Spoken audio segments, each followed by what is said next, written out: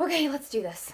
I am not ready, but if the world were full of people who were ready, then we wouldn't have like half the people that we need in this place, so. Okay. I'm talking about a rather serious topic today.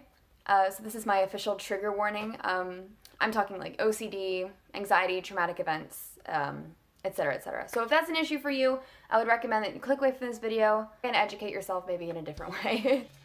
I have PANDAS. PANDAS? Like the animal? First of all, no. That would be panda.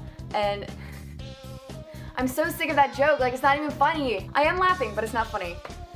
PANDAS stands for Pediatric Autoimmune Neuropsychiatric Disorders Associated with Strep. Like strep throat, or strep. Like a strep infection. It is my understanding that walking pneumonia can be just as bad, and just regular infections can be culprits to this as well, but strep is our main guy here. So my antibodies don't fight it off correctly, and ultimately it results in basal ganglia encephalitis, which is swelling of the basal ganglia, which is part of your brain right back here. I don't know if you can see it, probably not. I don't have an X-ray camera, so I don't... Oh my god, you showed your basal ganglia on camera? Oopsie. It results in very sudden, very acute symptoms ranging from obsessive compulsive disorder to anxiety to tics to depression to, oh my god, so much more. I mean, anorexia. They are debilitating. It's mostly episodic, but unfortunately there are some really sad cases about kids who didn't catch it in time or just all around cannot get it under control. To them, I say, I don't know what to say. I guess, I know you're exhausted. I've had two very major experiences with PANDAS and several minor experiences. I guess I should start from the beginning. Kindergarten was an exciting time for me. I mean, new friends, new things to experience, a little more structure, higher level learning, like, Billy, is this a parallelogram? Why, yes, teach. I do believe that it is a parallelogram. A+, Billy! I was fine throughout the majority of the year, but towards the end of March? Was it March? My mom would know. In the middle of the night, I woke up weird. I felt weird. Everything was wrong. My first memory of PANDAS is waking up in the bottom bunk in the room that my sister and I shared, and tossing and turning, borderline thrashing, because nothing was comfortable. Physically, nothing was different about lying on my left side or my right side, but every time I would switch to my left, it felt so terribly wrong. So wrong that I would switch to my right. That was even worse. And it kept building and building and building. And I felt whatever OCD demons had invaded my head physically. I felt weight, and I felt a tight, tickly feeling like in my back that prompted me to try to uncoil, but twisting and turning only turns the coil tighter. I love alliteration. Sorry. My parents came into my bedroom. I said, I don't like it. And I heard an I know.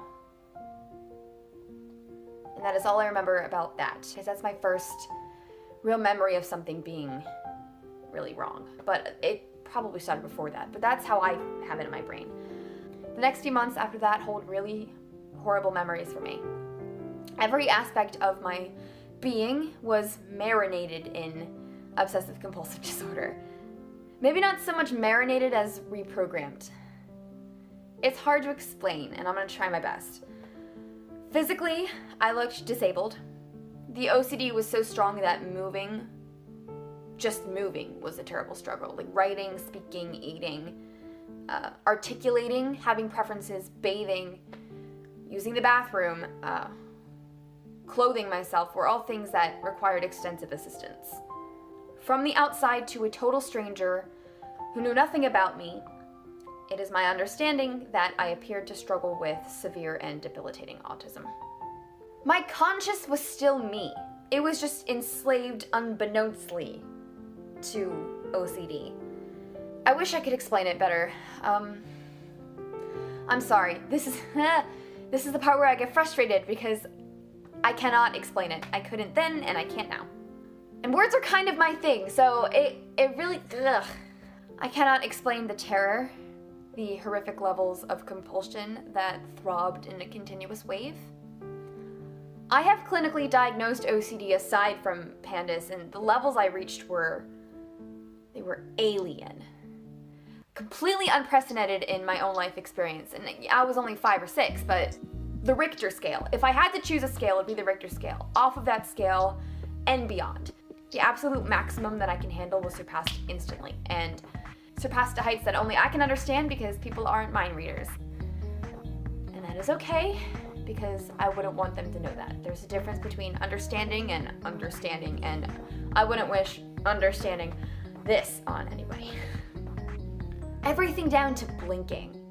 I don't remember specifically blinking, but it was just that kind of intensity. Like everything down to blinking was thought about in some way, shape, or form. Writing my own name was, a sin. Taking a step forward was a sin. Blinking was immoral. Breathing had to be done a certain way. I would just stand.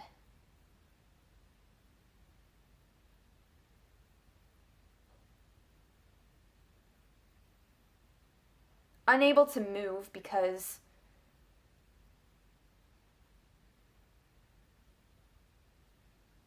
everything. So the only things I could do were cry and yell and thrash and sit quietly. Except I couldn't do those things either because they were bad. No, they didn't work out. My plane of existence was so detrimentally paradoxical that a paradox could not even exist. There are things I don't remember about some interesting involuntary movements involving my fingers or my tongue. And there are so many anecdotes that I would share with you that might help some of you to gain a better understanding of how truly monstrous this thing is, but I'd like to keep some of that private out of respect for other people who were involved, because it wasn't just me. People were trying to help me, and it was very hard on them. I got better. I did. My pediatrician knew I had been diagnosed with strep a few weeks earlier, before my symptoms had started to appear, and he pulled something from like the back of his brain. I don't even know how he did it, but he said to my mother, "Could it be PANDAS?" And him saying that, he saved my quality of life. Quite possibly my life. We had no idea what that even was.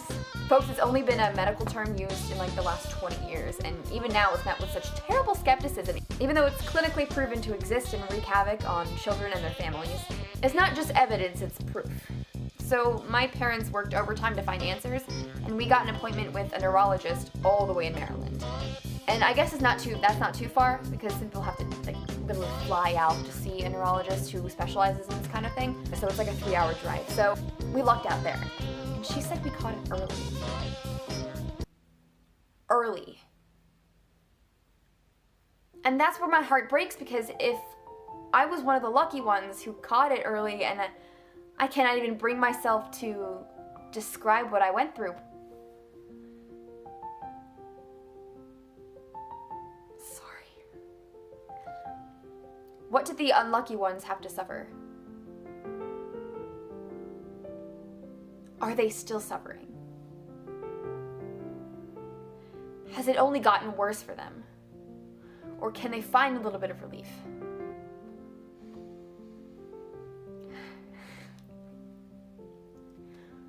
I got better. I did. I didn't even need IVIG, which is okay. Intravenous immunoglobulin, I think. If I got that right, I'm patting myself on the back. Oh my god. It's like new antibodies introduced to the system. I took several rounds of antibiotics, eventually resorting to an adult dose of clindamycin, which is the nastiest, and prednisone, a steroid. It took the swelling down, and eventually I started to stabilize and normalize.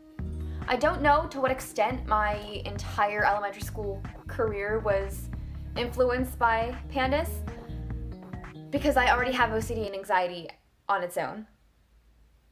But I will say, I don't know if I ever felt like the way I do now as far as normality goes. So, I just don't know. But I do know when I got better and when I wasn't in an episode. I had a second major episode in the 4th grade, and it was a very different experience than the one I had in kindergarten, but it was still incredibly difficult. And if you want me to detail that one, let me know, but I've already rambled on for 1,000 hours. And I still deal with it. I get little upticks with infections, but nothing will ever top strep for me. I've been told I won't deal with it my whole life, but I'm really wary about that. I'm not gonna go licking doorknobs to get strep and test it out. It's so not worth it. I trust the science, I believe the science, but it's still being evaluated, and I just, for some reason, I have this weird feeling that if I were to get strep as an adult, it would still be bad. But that's just me, and I'm not a scientist. I am fine. I am more than fine. Actually, I'm pursuing the things that I need to be pursuing, and despite what it sounds like, I truly and honestly do not suffer from PTSD. It's a little nerve-wracking to talk about, but there is no struggle that's lodged itself in my core or in my head. My daily life is untouched by these experiences, and I worry about mostly normal stuff. I worry a little more than maybe some people do, but who's to say, really? If you have any questions, you can message me or leave a comment on this video, and I will try my absolute hardest to respond to you or hook you up with a website that can answer your questions better than I can, because, like I said, I'm not a doctor and I'm not a scientist. I'm just someone who went through it. All right, on to the thank you portion. I'm gonna get emotional. I just want to thank my doctors for being so attentive, my teachers for being so understanding, my friends for the same thing, for supporting me, my siblings for always being so supportive, and whatever I do, whatever I decide to pursue, for being patient, and my extended family for their thoughts and their prayers and their love that I felt from so many miles away, and my parents,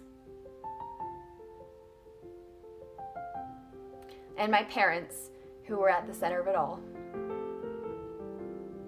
Thank you, all of you. I may have been a little out of it when you were doing what you were doing, but I was still me, and I still saw it. I saw it.